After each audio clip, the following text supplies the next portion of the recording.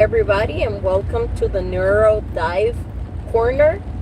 And today we're going to briefly talk about attention deficit disorder with hyperactivity. And why? Well, number one, because it's one of those diagnoses that a lot of people feel is made up, it's an easy to break out behavior. So there's a lot of skepticism around it. Also, because it is one that more and more adults are realizing that they had at some point and did never identify that that was happening to them. And because I can speak from both sides of the aisle as having ADHD myself and being a counselor for so long for people with developmental disabilities, mental health disabilities, and all of that. So, attention deficit disorder, or the other version, the attention deficit disorder with hyperactivity, has been in the mainstream for years now. For some people feel it is kind of like a scapegoat. It is not a legit disorder, just because they're not well educated or well versed on it.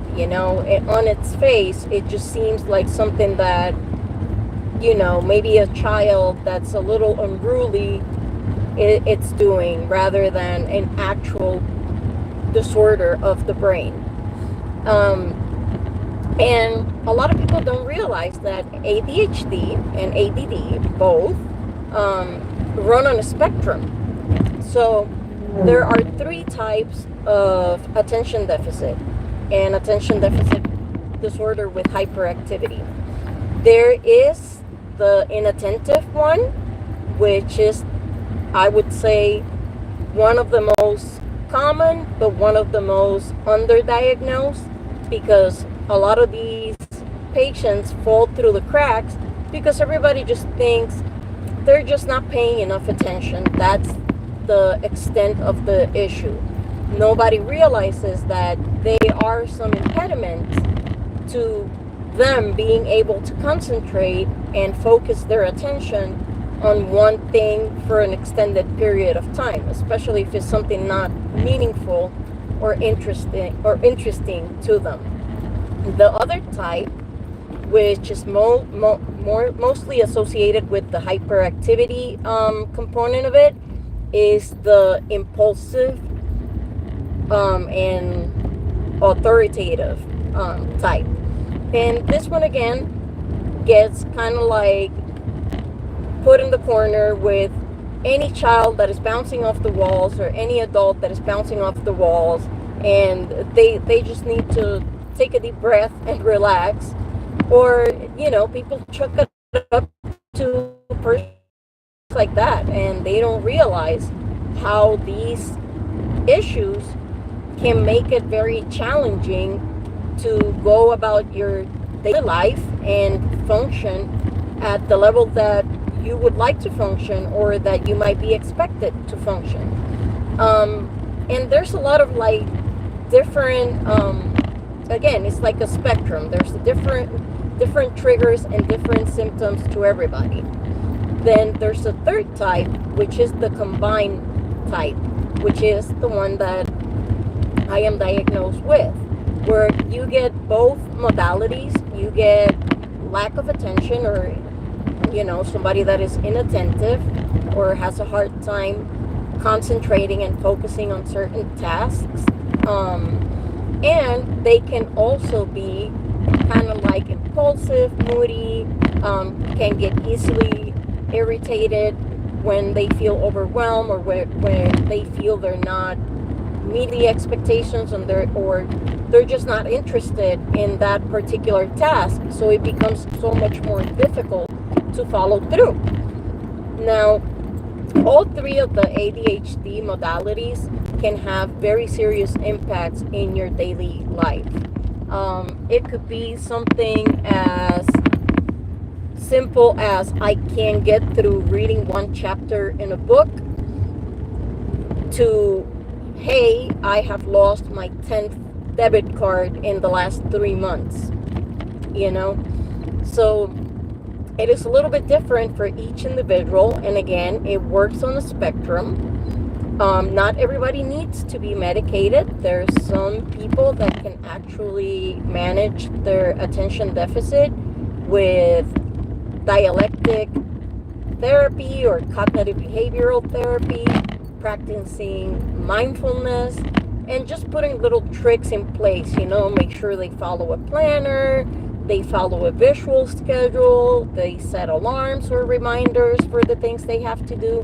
So not everybody that has ADHD in any of their modalities have to be medicated. However, when your ADHD seriously impacts your day-to-day function, sometimes psychotropic medications can be a great tool to add into the mix, just so the person can feel a level of less anxiety, feeling more leveled in their mood, and you're not getting these spikes and valleys. And also, it kind of slows down the thought processes so they can then focus in the tasks at hand, even when they're not preferred tasks. Because that's one thing. Everybody thinks that because you have attention deficit disorder, you can't concentrate on anything. And your mind is constantly going off and firing off. And for the most part, it is true. Those of us that have ADHD, our brains are constantly firing, and I would say in all cylinders. Not all of us, but most of us have racing thoughts and struggle with that. Struggle with maintaining our attention on things that we don't prefer. But when it's something that we prefer, we can actually fixate on it and concentrate on it to the point of being a compulsion or an obsession or a fixation that is difficult to break. So that's why it's so important to recognize in time symptoms of attention deficit. It's not always somebody that can't stay still, or they're fidgety, or can't sit straight. There could be other things. A lot of the times they get paralyzing anxiety because their lack of attention makes them procrastinate. So they suffer panic attacks, they suffer anxiety, they don't cope well with changes. They always feel it like in fight or flight mode. Sometimes they just freeze and don't do anything because just the thought of everything that needs to happen kind of paralyzes them, because they're already trying to think, how am I going to concentrate and accomplish all of these? Because it's difficult for them to think in a linear pattern.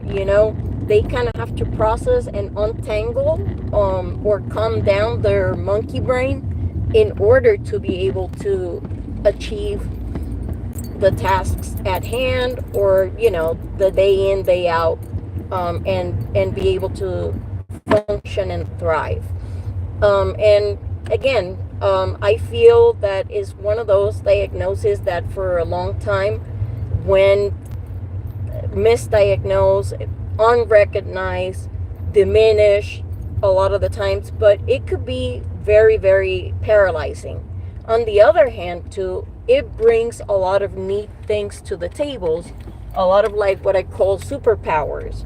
A lot of the times, people that have attention deficit tend to be more creative.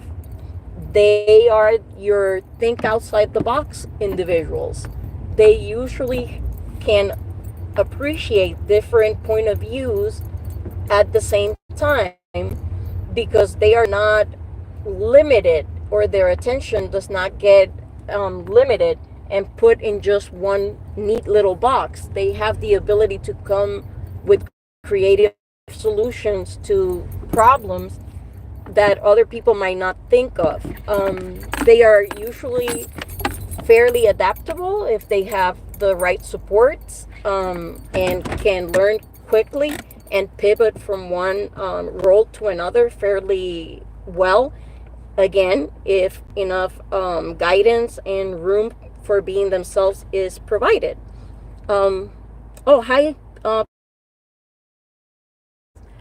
Make sure you like, share, and subscribe. All okay.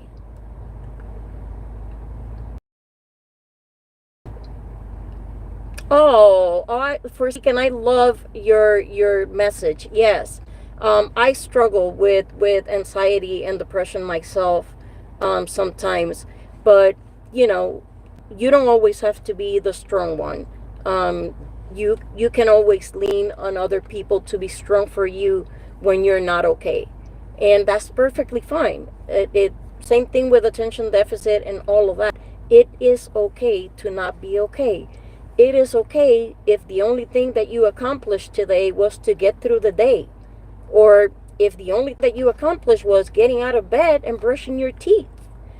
That's perfectly fine. We are all perfectly imperfect. We are all beautifully broken, and our scars tell a story, whether they're visible, and it does not take away any of our. We are not less. So thank you to everybody that joined. Please, if you have not subscribed, make sure you do that. Subscribe, like, and share with your friends. This channel is to build solidarity for neurotypical individuals and the amazing people that care for them. And as always, stay safe, stay happy, lift each other up, and stay strong, my people. I'll be talking to you guys soon. Bye-bye.